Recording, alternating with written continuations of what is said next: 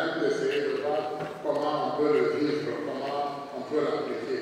Pour aujourd'hui, on nous donne déjà même des exemples. C'est pour ça que c'est très facile.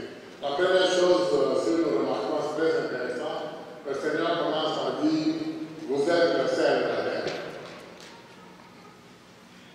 Vous êtes la lumière du monde. Les deux éléments sont très importants au niveau de notre vie. Le sel. Je pense que quand on prépare la nourriture, c'est que ici c'est très intéressant parce que tous nous touchons à la cuisine. Si c'était chez nous, j'avais dit quand on prépare. Et ici, nous tous on est devenus des bons cuisiniers. Quand on prépare la nourriture, si vous mettez trop de sel, la nourriture ne va pas être bonne. Si on n'en met pas, elle n'est pas non plus bonne. Le sel, nous sommes en train de célébrer le mois de noir, le mois de février. Je pense que si vous vous rappelez, à cause du sel, on nous a battus aussi. Nos ancêtres aimaient beaucoup le sel. Quand ils ont découvert la valeur, le goût du sel, quand ils l'avaient beaucoup aimé, il y en a qui étaient prêts à nous battre pour avoir ce goût-là du sel, justement.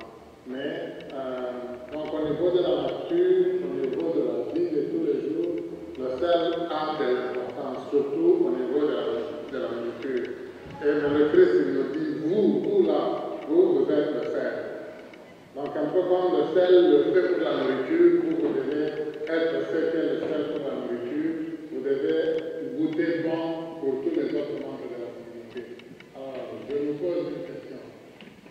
Comment est-ce qu'on peut être du bon sel pour les autres? Ça vous me répondre.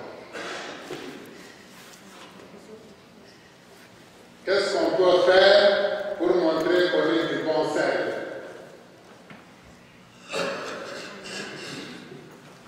Oui? Un bel exemple. Un bel exemple. Un bel exemple. C'est encore théorique pour moi. Donne-moi un bel exemple. Aimer les autres. Aimer les autres, oui, ça je l'accepte. Faire du bien.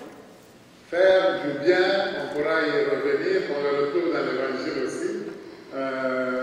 Mais se faire du bien, pour moi, ça n'est pas encore théorique. Faire du bien, c'est faire quoi exactement? De façon concrète. Partager. Partager. Donner son pain. Donner du pain. Donner du pain. On a parlé de partager, donner du pain. Je pense que les éléments, on va les retrouver dans la première lecture. C'est pour ça que je disais la lecture d'aujourd'hui, nous n'avons pas besoin de 1000 explications parce que nous avons des éléments humains. Autre chose qu'on peut faire dans notre vie de tous les jours qui montre que nous sommes le sel. Savoir pardonner. Ça, c'est très important, même si on ne le retrouve pas vraiment dans le texte, mais dans une vie où nous ne sommes pas capables de nous pardonner les uns aux autres, ça ne peut pas marcher. Et puis on ne tiendra jamais le coup, nous allons nous-mêmes être malades. Parce que quand nous ne pardonnons pas, nous continuons à nous faire du mal à nous-mêmes. Souvent, la personne qui nous a blessés, elle a déjà oublié complètement. Elle va même continuer à nous blesser souvent. Mais nous, on le porte en nous, on le cultive. Parfois, on entretient cette blessure-là, ça va continuer à nous faire mal à nous. C'est vraiment bien, ça va pardonner. Et je pense que le pardon est très important dans nos vies. Je le prends. Un autre exemple, quelque chose d'autre que nous pouvons faire qui montre que nous sommes du sel pour les autres. Vous avez besoin de... On vous envoie les enfants. Je les ai réunis ici. Les enfants, le père Élie vous attend. Vous pouvez aller avec le père Élie, il vous attend. Les enfants, les excuses. Ça viendra. Ça va, je vais répondre, pas de problème. Mais d'abord, répondez-moi. Oui.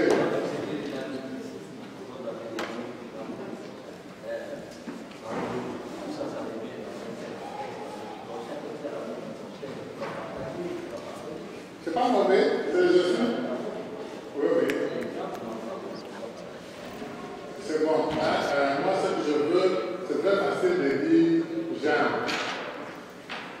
Mais moi, ce que je dis quand nous disons j'aime, c'est beau. Je veux que vous voyez un petit commence à signer ses chansons.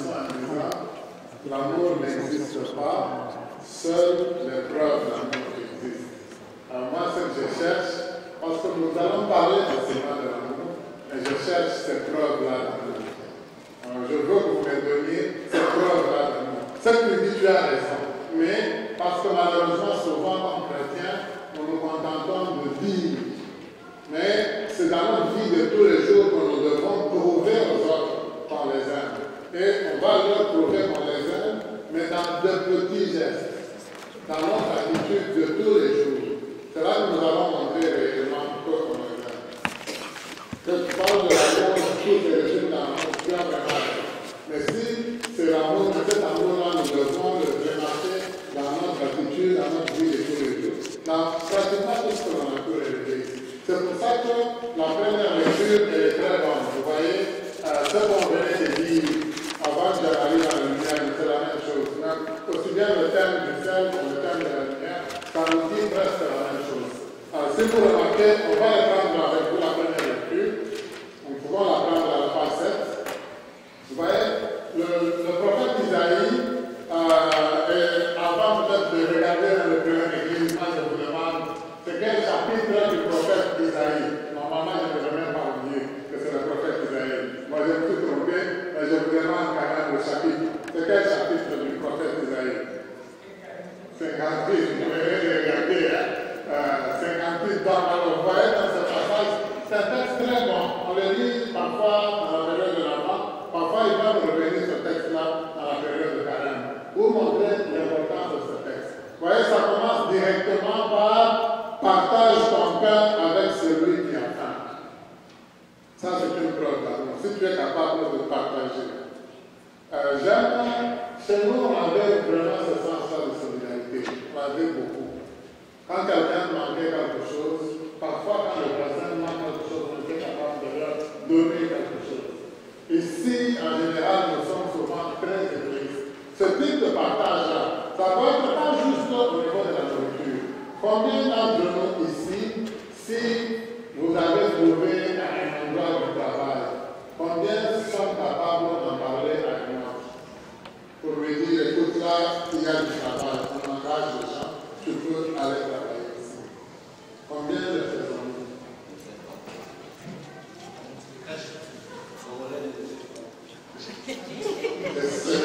C'est intéressant de voir, vous voyez, parce que quand quelqu'un travaille, les Chinois ils vont dire souvent, si tu me donnes du poisson, je veux le manger.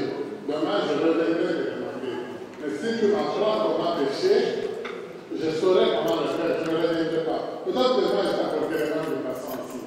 Alors, quand il y a du travail, juste cette information-là, de partager avec eux. Parfois, même préparer quelqu'un au travail, écoute, il y a du travail, on demande un CV, et le CV, peut-être c'est mieux que tu le présentes de cette manière-là. Ça, c'est des choses que nous sommes capables de faire.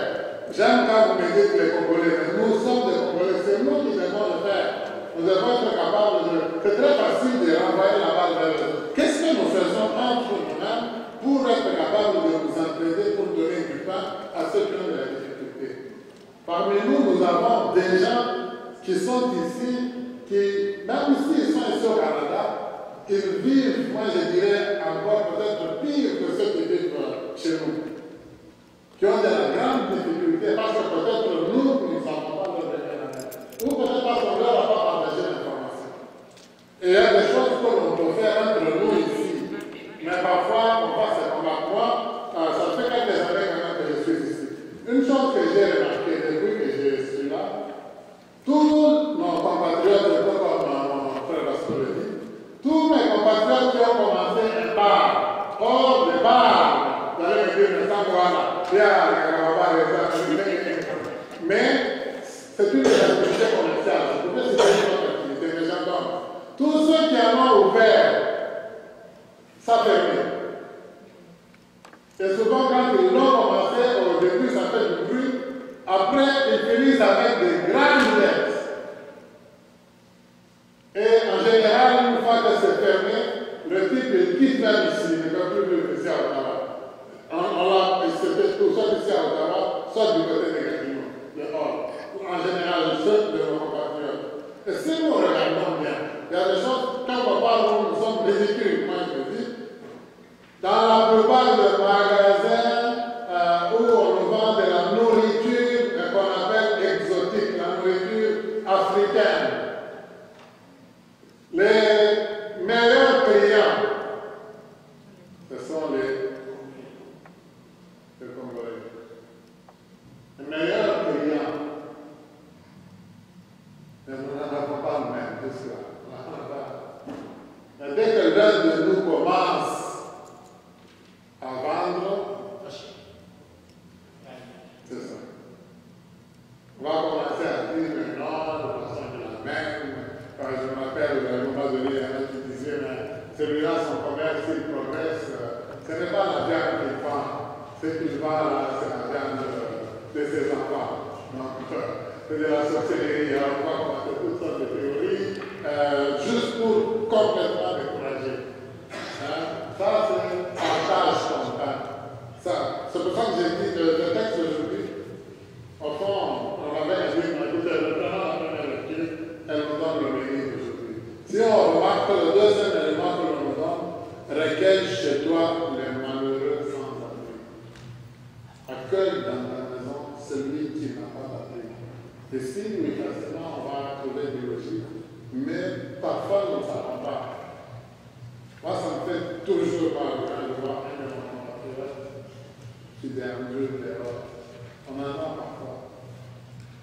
Il y en a un qu'on a tué à Montréal, parce que c'est la gloire qui l'a. C'est sûr qu'au niveau de la psychologie, nous ne sommes pas formés à la même forme de psychologie que les autres ici. Alors, si nous on ne prête pas attention à l'un de nous, il y en a beaucoup d'entre nous qui peuvent craquer si nous ne faisons pas attention à ce qu'ils ont comme problème. Et c'est ça que l'on nous dit. Si nous ne nous intéressons pas à ces problèmes concrets là, de tous les jours, même si nous prions, ce n'est pas une vraie prière. Il faut qu'on télévise le problème pour la tête. Si la personne se cache, il sera encore. Non, de part de l'autre, nous sommes nous côtoyons. Quand tu aimes quelqu'un, c'est pour ça que cette première lecture, l'élément nous dit, ne te dérobe pas aux besoins de ton semblable. C'est trop intéressant. Ne te dérobe pas aux besoins de ton semblable. Parfois, dans la vie, il y a des personnes qui ont le courage, qui peuvent nous dire, moi j'ai des problèmes, moi je ne dors pas.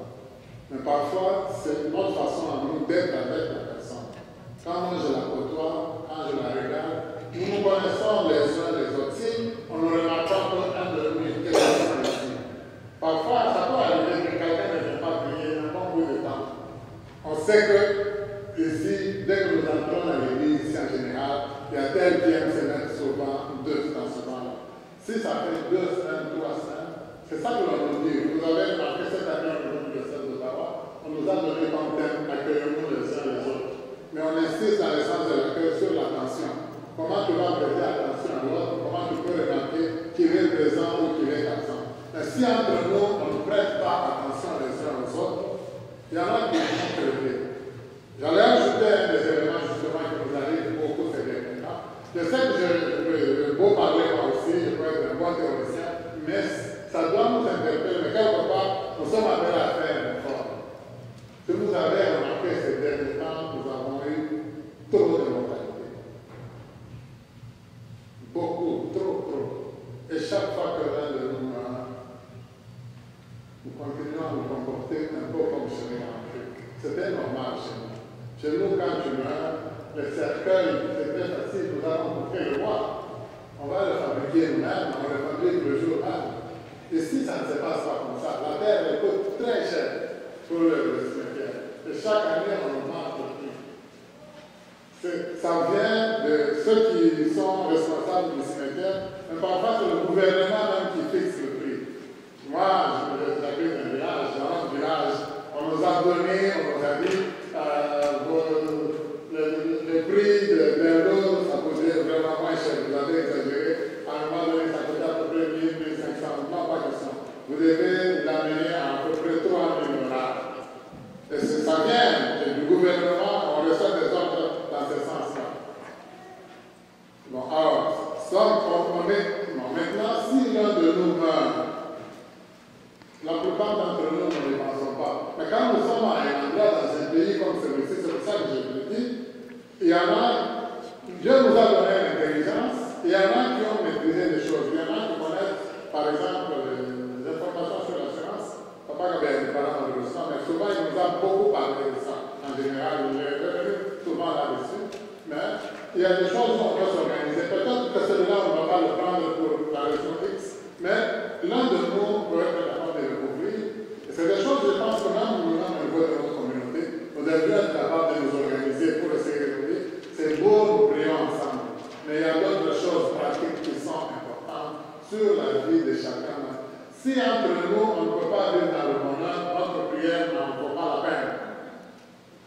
Et le Seigneur, lui, il dit très clairement, si vous avez remarqué, pour le Seigneur, tu as beau prier, mais si tu n'es pas capable de partager, si tu ne peux pas aider quelqu'un d'autre, ta prière ne vaut pas la peine.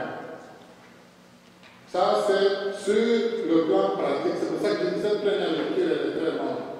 Si nous remarquons, on insiste, ne t'aiderons pas aux besoins, ne t'aideront pas à consacrer. Parfois, je peux voir quelqu'un dans le besoin, quelqu'un en difficulté, moi je prends un autre chemin. J'évite la personne. C'est très beau, je l'ai fait, mais avec Dieu c'est important. Peut-être moi maintenant, c'est aussi l'âge, je sais que quand on était jeune, on réfléchissait différemment. Mais maintenant, je pense beaucoup, de plus en plus à moi. Beaucoup. Pourquoi je pense? C'est pas, mais c'est réel, parce que je me dis, tout ce que nous faisons, mes frères et sœurs, ça n'a pas de valeur. Parce qu'à un moment donné, on va être surpris. Je pense que c'est parce que j'ai reçu beaucoup de grands coups. Il y a des amis de mon âge, beaucoup avec qui j'ai étudié, qui sont assez brusquement, qui avaient encore un très grand avenir. Il y en a beaucoup, il y en a un. On l'avait nommé, on venait de le nommer à peine préfet d'une très grande école. Donc, se disait l'avenir est là, tout est là. D'une très grande école technique. Après la fête, il meurt. Il y a beaucoup de gens, chez nous, quand c'est la mort qui meurt dans ces conditions, alors qu'on parlait de la poison, il est quand même mort. Donc, 20 ans. Nous avons des gens plus jeunes, moi je dirais que moi, qui nous quittent. Alors, ça signifie que quelque part, si nous menons une vie égoïste, aussi nous vivons une vie où nous ne tenons pas compte des autres. C'est beau. Je peux me plaire, je peux me réjouir aujourd'hui, mais cette vie, elle n'a pas d'importance, à un moment donné, elle va s'arrêter. Et c'est ça que l'on nous donne aujourd'hui comme lecture. C'est ça que j'ai dit là, la première lecture, elle nous donne tous les résumés d'aujourd'hui. Ta justice marchera, donc, on dit, alors ta lumière jaillira comme l'aurore et tes forces deviendront rapidement. Si tu es capable de poser tous ces bons gestes-là. Ce que j'aime encore qu'on ajoute de bon quand on a parlé du pardon, si tu fais disparaître de ton pays le jour, le fait de l'esclavage, le fait de faire souffrir d'autres personnes, le geste de menace. Il y en a qui passent seulement la menace. Menace de parole, menace de geste. C'est non. On a besoin de gens qui sont pacifiques. Si tu évites la parole malfaisante, une parole qui fait du mal aux autres, une parole où tu détruis les autres, une parole où tu blesses les autres, parfois nous avons des paroles très décourageantes. Justement, moi je l'ai dit, les Congolais, c'est beau, mais de notre côté, moi je n'aime pas ces paroles-là. Je me rappelle, il y en a un qui disait, cette phrase j'avais eu, s'il y avait un couteau, mais on va dire c'est peut-être là, on avait parlé de couteau. Il y a quelqu'un qui disait que, à un moment donné, ils se sont retrouvés en enfer. Donc ils passaient par là. Alors, ils disent que Bush avait téléphoné dans son pays, c'était un intérieur. Et puis on a ajouté que, je pense, Sarkozy avait téléphoné, c'était aussi un appel intérieur. Alors on dit, Mobutu téléphone, il avait parlé des heures et des heures, ça n'avait rien coûté, parce que c'était un appel local. Donc comme vous dire, le Congo c'est l'enfer. Donc des propos comme ça, moi je n'aime pas. Parfois nous avons des gens justement, nous ne nous aimons pas même dans le langage.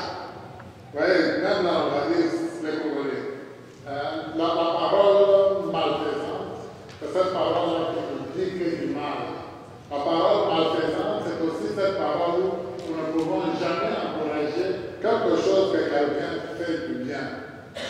Ça nous arrive très souvent. Moi, je me rappelle, j'avais un professeur à un moment donné, tu avais beau travailler, tu avais beau faire des choses, des résultats, même si tu avais réussi à toutes ces questions. Donc, c'est ce que lui il a donné comme matière, tu reprends ça presque textuellement, mais il t'a donné 6 sur 10. Je disais, je ne peux pas te donner 10 sur 10, parce que tu n'es pas dans ma tête à moi. Ça, c'est chez nous, hein, d'ailleurs, si vous vous rappelez. C'est pour ça que même nos bulletins, quand nous venons avec ici, c'est très compliqué. Parce que chez nous, si on te donne 7 sur 10, déjà on dit tu as distingué. La distinction devait commencer au minimum par 8,5 par 9. Donc vous voyez, déjà, nous essayons de nous tordre. Mais pas juste ça, on l'a cultivé, ce manque d'appréciation. Alors même dans nos familles, un enfant fait du bien, c'est rare qu'on soit capable de dire à son enfant, tu as fait du bien. Moi, je n'oublierai jamais, je vais finir d'ailleurs par là, je n'oublierai jamais ma marraine, elle est décédée maintenant. Ma marraine, à un moment donné, je vais chez elle, elle m'accueille, on mange très bien. Je mange, une fois que j'ai fini de manger, je m'en vais. Comme si elle n'avait rien fait. C'est valable. Je m'en vais. Elle me rappelle. Elle me fait mettre à genoux. Et elle me dit, il faut que tu la prennes. Moi, je me suis brûlé à la cuisine là, pour que toi tu manges. J'ai travaillé pour que tu puisses te nourrir. Tu ne peux pas quitter juste comme ça, sans savoir dire merci. Sans savoir reconnaître ce que quelqu'un doit faire. Et celui qui est chrétien, quand on se dit chrétien, on doit être capable de reconnaître ce que d'autres font de bien. Si on ne peut pas le reconnaître, on n'est pas chrétien. On ne l'est pas. C'est beau, nous allons rencontrer, on peut chanter, on peut crier, on va entrer chez nous, mais si nous ne sommes pas capables de reconnaître le bien que chacun de nous fait ici, nous ne sommes pas chrétiens. Alors, je me pose, je finis par cette question. Est-ce que moi, qu'est-ce que j'ai dit de notre communauté ici congolaise?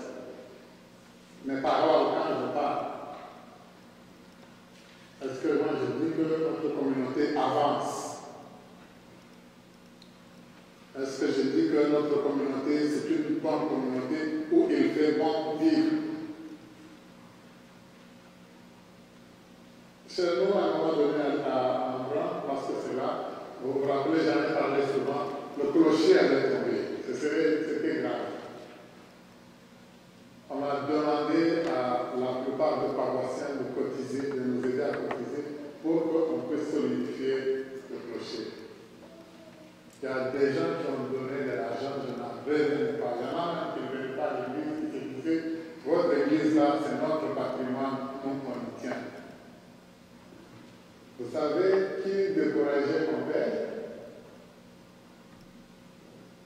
Ceux qui travaillent à la sacristie, ceux qui passent tout le temps à l'église, ceux qui sont avec moi là tous les jours là, c'est eux qui disaient, mais non, vous avez un bon mot, prenez l'argent là qu'il y a au diocèse là, construisez vous-même.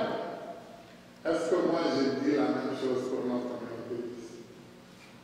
Quand on nous demande d'intervenir, de faire des choses, est-ce que j'ai une parole encourageante? Ou bien moi, dans cette communauté, j'ai toujours la parole malfaisante pour essayer de nous faire reculer, pour essayer de décourager tout le monde. Même ceux qui essayent d'avancer, moi je dis toujours du mal d'eux pour qu'on avance pas. Là, je ne suis pas un lumière, je suis une ténèbre. Là, Seigneur, cette grâce-là, d'agir en faisant le bien. Ça finit par là, d'ailleurs, je pense que c'est l'évangile. Si vous remarquez la dernière phrase, le Christ le dit, ça que j'ai dit le texte aujourd'hui, c'est un très bon texte pour nous.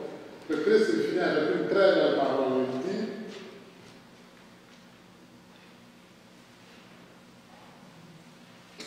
dans l'évangile, donc à la page 10, alors, je va la lire tous ensemble, à partir de alors. Lisons ça tous ensemble. À partir de alors. Commençons. Alors, en voyant ce que vous faites de bien, et me rendrons gloire à votre Père qui est aux cieux. Est-ce que mes paroles pour moi je prononce les gestes que j'ai faits dans cette communauté et chez moi à la maison, est-ce que ça permet à